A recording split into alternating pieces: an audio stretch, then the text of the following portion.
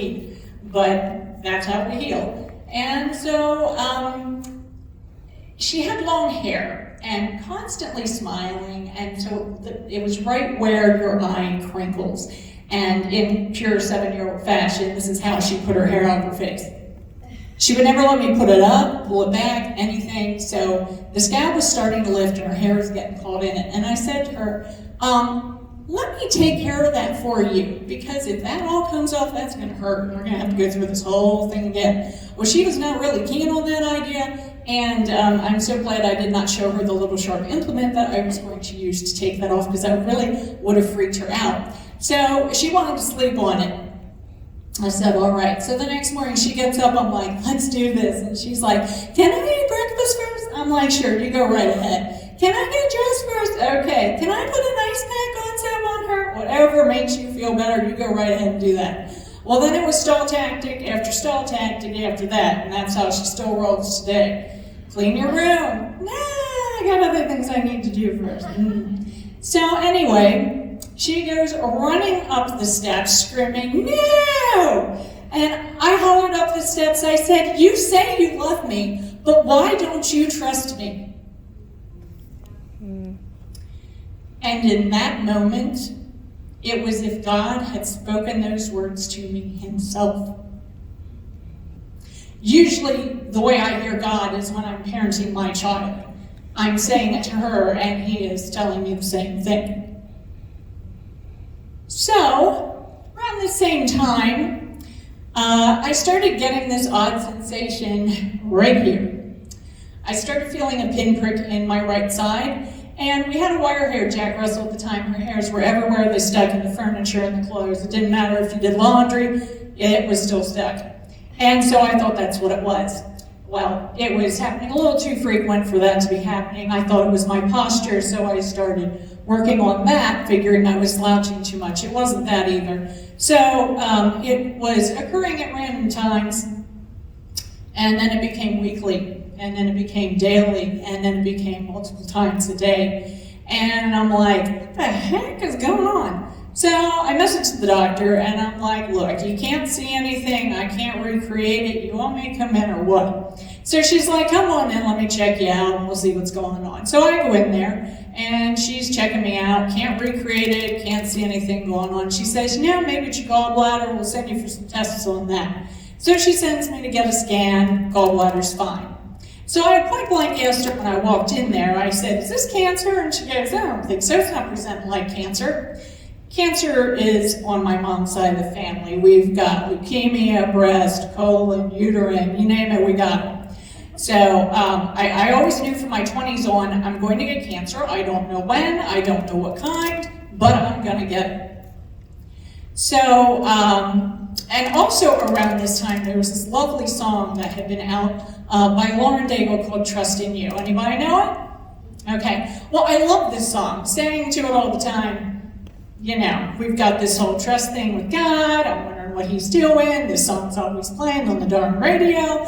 So anyway, my doctor and I had messaged each other back and forth a few times over the next week or so, trying to figure out what this could be. She would have ideas, I would have ideas, and so on and so forth. One night, I went to bed, it was late, I could not get comfortable. This was the first time that I had actual pain.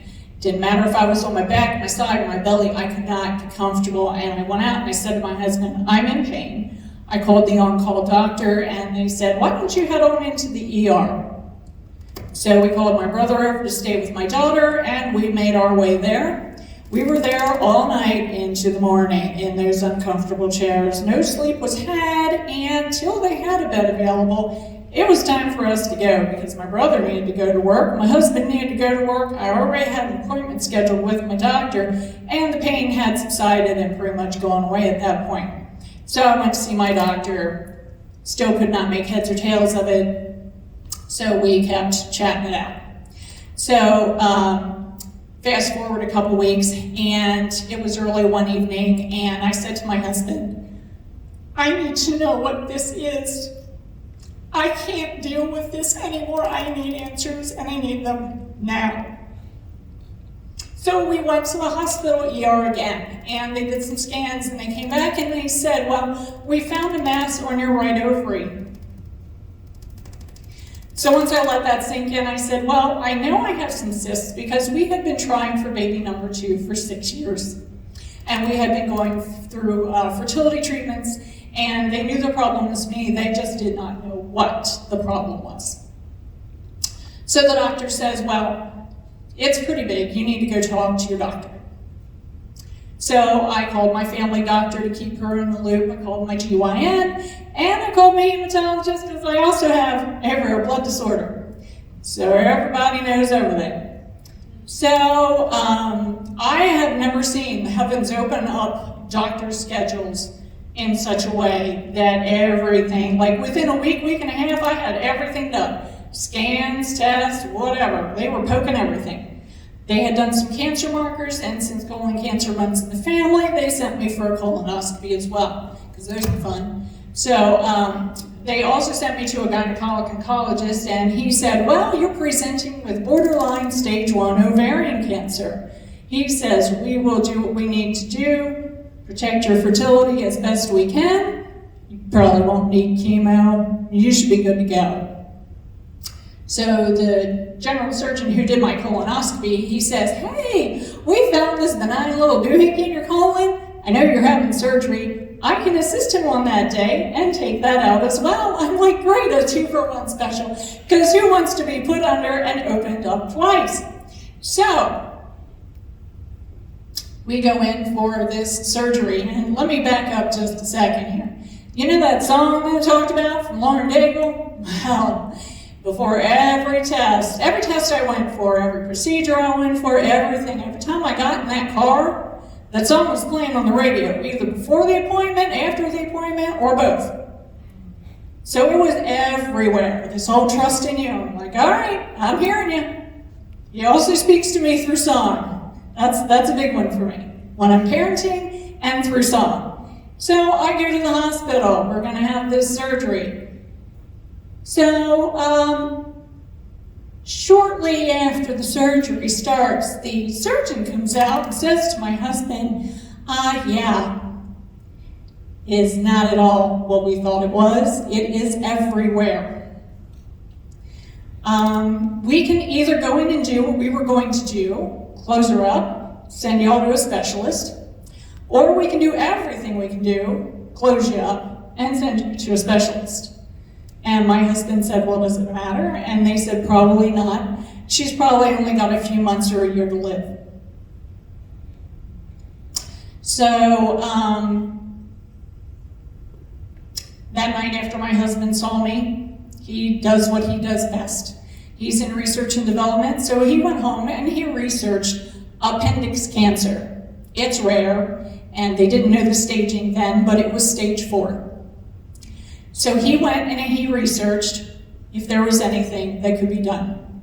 And he kept coming across this treatment called HIPEC. It's heated internal chemotherapy. So what they do is when the doctor is doing the surgery, they cytoreduce or remove any tumor that they can see. And then while you are open and any organs or whatever resected, they lay these catheters in, temporarily suture you up, heat up some chemo, put it through these catheters so that it floods your abdominal cavity and goes into all the resections. And then they manipulate you or rock you for 90 minutes so that it gets into all of the nooks and crannies. They pump it back out, open you up, take out the catheters, and then close everything up, and then you recover in the hospital for a week.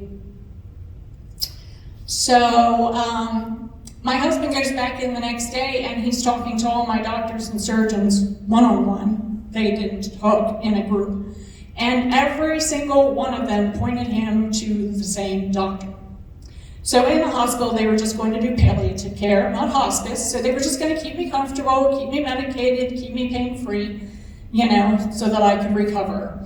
Ended up with an infection in my incision for which I needed a wound vac while I was there. That's a good time. So they take basically a sponge, which is about the equivalent of a Brillo pad, stick it in your open incision, vacuum seal that sucker up, and let it go to work. It's supposed to speed healing to large, wounds that aren't healing well. The whole time that I was in the hospital, I was very calm. I had that peace that passes understanding. Because we had done Job right before all this went down. So I was geared up for this thing. I was like, I'm going to be like Job. I'm going to take this on.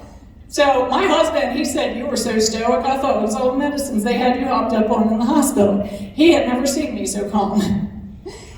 So I had 4 rounds of chemo in between. In the midst of that, we go and see the surgeon that everybody was telling me I should go see. And the day that we went to go have our first appointment with him, we get in the car, we turn on the car, and there's Lauren Daigle, trust in you.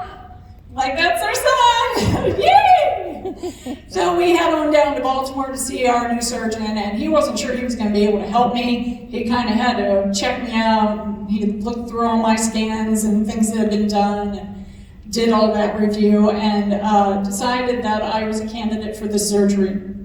So he's got all these books with these pictures of your organs and what they look like healthy, what they look like with this disease, and then, you know, what kind of ends up missing once you have the surgery. And I did not want to look at these pictures. I just did not want to look. It was grossing me out. I'm like, no, thank you.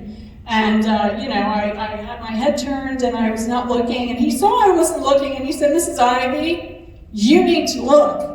If you want to survive this, you need to look. You need to know what's happening to you. You need to get your head in the game. This is all in your mindset. This is what is going to get you through. So I looked. I put my armor on. So we go in for the surgery. I was good to go in the surgery prep room. Had the surgery, and then in my hospital room, a whole different story, because I had left my armor back in the surgery prep room. I was crying all the dang time. This nurse, I swear she lived there, she came in to see me the one day, and she goes, why are you crying? Every time I walk down the hall and pass your room, I hear you crying. I peek in your room, you're crying. I'm in your next door neighbor's room, and if you're loud enough, sometimes I can hear you crying. Why are you crying? And I said to her, I'm scared. I don't know if the surgery worked.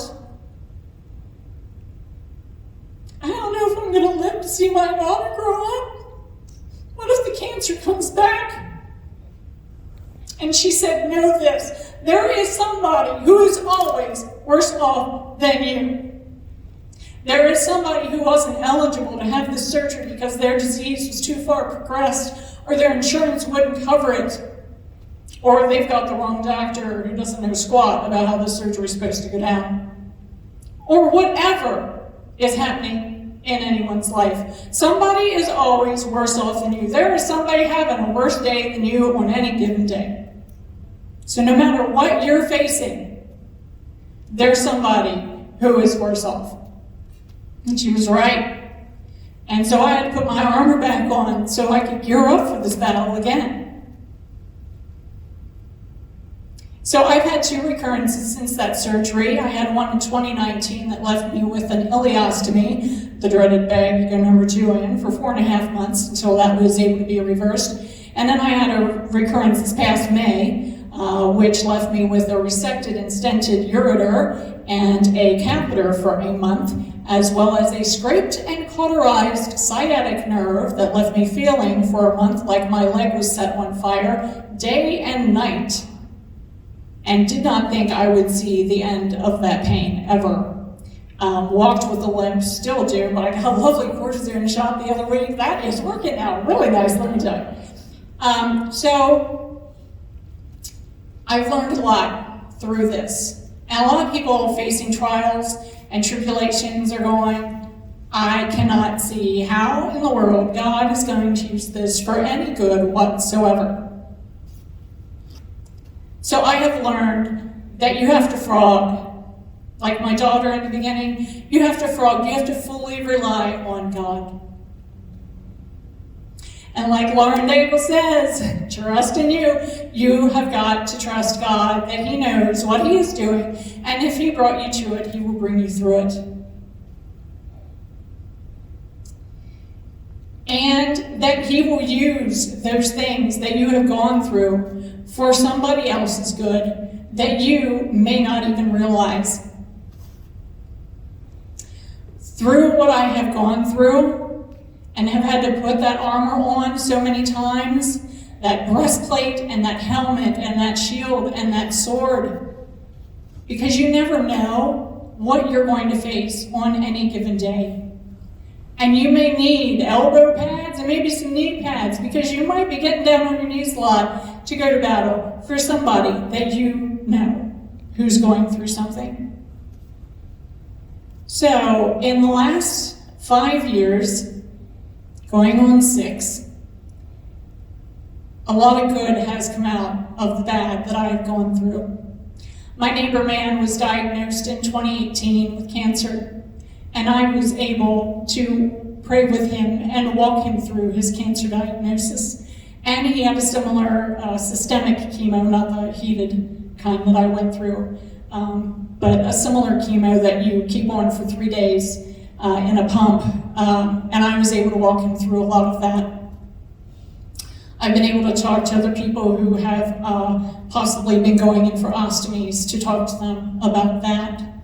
Having gone through chemo, I got a lot of care packages, and so over the last 5 years, I've run a sponsorship called Bags of Hope Chemo Care Bags, and we have donated over 300 chemo care bags to Apple Hill Cancer Center for people who are going through cancer, through chemo treatments, so that they know that somebody out there is thinking of them and brightening their day a little bit.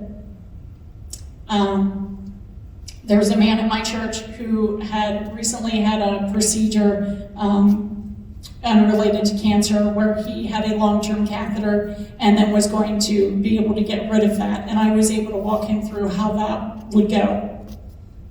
My mama was diagnosed with breast cancer this past fall, and so I was able to walk her through her diagnosis. And having just had radiation this past year myself, I was able to walk her through that, and she finishes on Monday. So no matter what you are going through or have gone through, it can be used to help somebody else. Every day you need to frog, you need to trust, and you need to put your armor on. So I just pray that as you guys are going into the study of Job, whether you've studied it multiple times before or this is your first go through, that you would have a fresh perspective on the trials and tribulations that we face, and that you would have a faith like Job to get through them. Enjoy your study.